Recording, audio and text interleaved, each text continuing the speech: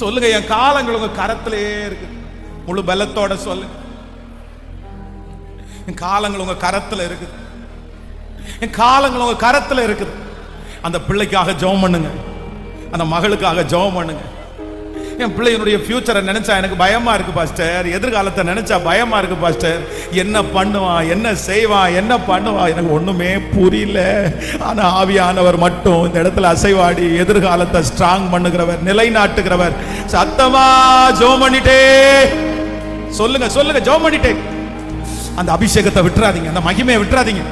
தகப்பன்மார் ஜெபம் பண்ணுங்க, தகப்பன்மார் ஜெபம் பண்ணுங்க. உங்க பிள்ளைகளுக்காக ஜெபம் பண்ணுங்க, உங்க பொண்ணுக்காக ஜெபம் பண்ணுங்க, தாய் ஜெபம் பண்ணுங்க, அப்பான்னு கூப்பிட்டு ஜெபம் பண்ணுங்க. சத்தமா ஜெபம் பண்ணி சத்தத்தை உயர்த்தி ஜெபம் பண்ணுங்க. அவருடைய வார்த்தை பொய்யா போகாது. அவருடைய வார்த்தையை விசுவாசித்து ஜெபம் பண்ணும்போது அது நடக்கும், அது நடக்கும், அது நடக்கும். ஆமென் என்று நடக்கும். இப்பொழுது திருமண தடைகள் மாறுகிறது, இப்பொழுது கால தாமதங்கள் மாறுகிறது, இப்பொழுது கையின் பிரயாசங்கள் ஆசீர்வதிக்கப்படுகிறது.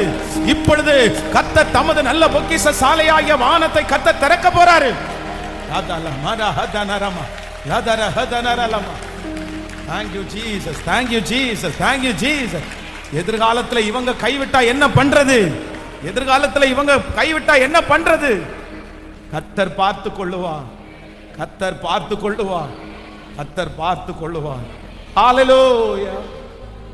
நோய்